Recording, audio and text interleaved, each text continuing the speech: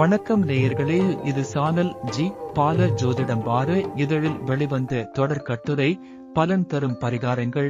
ஆசிரியர் விசு ஐயர்.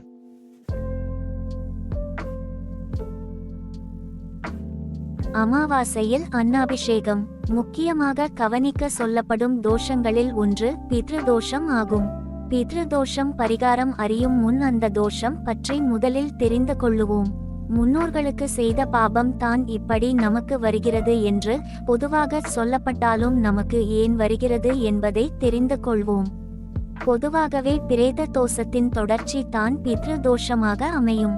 பிரேத தோஷம் பற்றி வரும் வாரங்களில் தெரிந்து கொள்ளலாம். உடன் பிறந்தவர்களுக்கு தீங்கு செய்தாலும் கருச்சிதைவு செய்தாலும் குடும்பத்தில் துர்மரணம், தற்கொலை அல்லது கொலை இப்படி எது இருந்தாலும் கூட இந்த பித்ரு தோஷம் வரும். இந்த பித்ரு தோஷம் நம்மை நிம்மதியாக செயல்பட விடாது. சரி, இந்த தோஷம் இருந்தால் என்ன பிரச்சினை வரும் என்று தெரிந்து கொள்ளுங்கள்.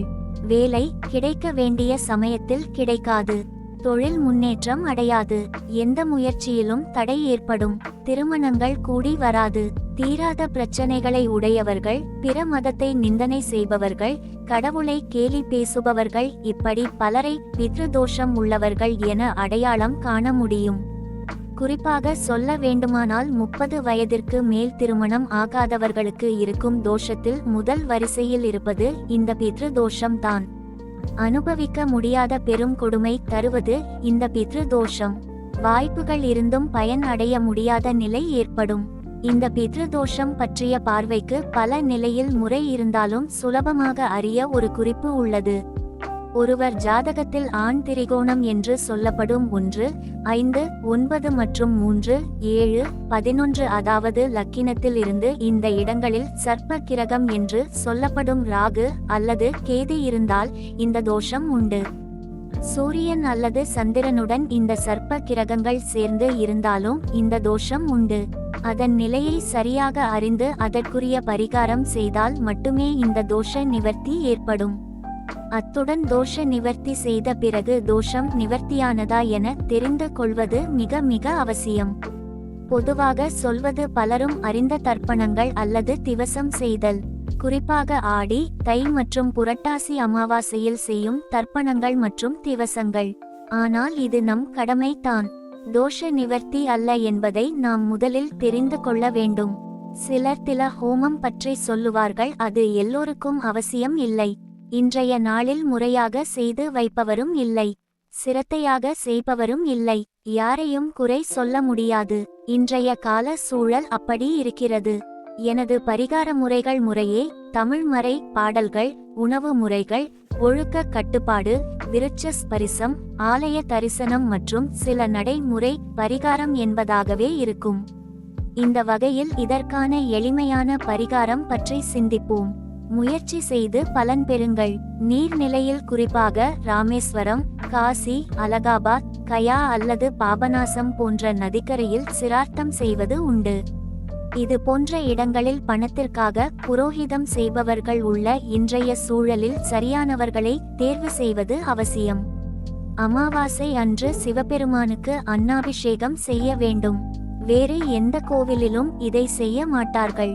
திருவிளமர் என்ற இடத்தில் உள்ள பதஞ்சலி மனோகர் திருக்கோயிலில் மட்டும் தான் செய்வார்கள். இங்கு சுவாமியின் திருப்பாதம் இருக்கிறது. இது தடைகளை நீக்கும். திங்கள்கிழமை வரும் அமாவாசையில் அதிகாலையில் அரச பிரதட்சணம் செய்ய வேண்டும். இதனை அசோம சோம பிரதட்சணம் என்று சொல்லுவார்கள். முடிந்தவர்கள் சுத்தமான தண்ணீர் கலக்காத பசுவின் பாலை இந்த விருட்சத்திற்கு கொடுக்க வேண்டும். இது திருமண தடை மற்றும் புத்திர தடையையும் தொழில் வளர்ச்சியையும் தரும். அமாவாசை அன்று 7 விதமான காய்களை கொண்டு அவியல் போன்ற உணவை அவசியம் எடுத்து கொள்ள வேண்டும். இதில் குறிப்பாக வாழை மற்றும் புடலங்காய் சேர்க்கப்பட வேண்டும். இதில் உப்பு இல்லாமல் அல்லது மிக குறைவாகவே இருக்க வேண்டும். இது நம்பிக்கையை தரும். இதைவிட சுலபமாக ஞான சம்பந்தர் அருளி செய்த திரு எழுக்கூற்றிருக்கையை தினமும் படனம் செய்ய வேண்டும். எனக்கு பித்ருதோஷம் இல்லை என்று சோதிடர் சொல்லி இருக்கிறார் என்றாலும் கூட இந்த திரு எழுக்கூற்றிருக்கையை தினமும் படனம் செய்ய வேண்டும். சிலர் உணவு பொட்டலங்களை ராமேஸ்வரம் போன்ற இடங்களில் வாங்கி கொடுக்கிறார்கள். ஆனால் அவர்களோ அதே பொட்டலங்களை விற்பவரிடம் கொடுத்து காசு வாங்கி கொள்கிறார்கள். உணவு பொட்டலங்களை வாங்கி கொடுத்த திருப்தியுடன் இவர் வருகிறார். ஆனால் நடந்ததோ வேறு. அதனால் முன்பு சொன்னது போல பரிகாரம் செய்து விட்டு அப்படியே விடக்கூடாது. தோஷ நிவர்த்தி ஆகிவிட்டதா என்பதை அறிந்து கொள்ள வேண்டும். எந்த தோஷத்திற்கும் பரிகாரம் உண்டு. அது இல்லை என்றால் இறைவன் கருணை அற்றவன் என்பது போல ஆகிவிடும். எற்றெண்டு இறங்குவ செய்யற்க என்று தான் வள்ளுவமும் சொல்கிறது. அப்படியானால் எந்த தோஷ நிவர்த்திக்கும் பரிகாரம் உண்டு. உங்கள் நம்பிக்கைக்கு உரிய சோதிடரை அணுகி ஆலோசனை பெறுங்கள். எல்லோராலும் செய்யக்கூடிய இந்த எளிய பரிகாரங்களை செய்து மகிழ்ச்சியும் அமைதியும் பெற வேண்டும் என்று இறைவன் திருமுன் வேண்டுகிறோம். நல்லது சொல்லி உள்ளது நல்லதே நடக்கும். நல்வாழ்த்துக்கள். உங்கள் கருத்துக்களை பகிர்ந்து கொள்ளுங்கள். லைக் செய்யுங்கள், நண்பர்களுடன் ஷேர் செய்யுங்கள், பின்தொடர சப்ஸ்கிரைப் செய்யுங்கள்.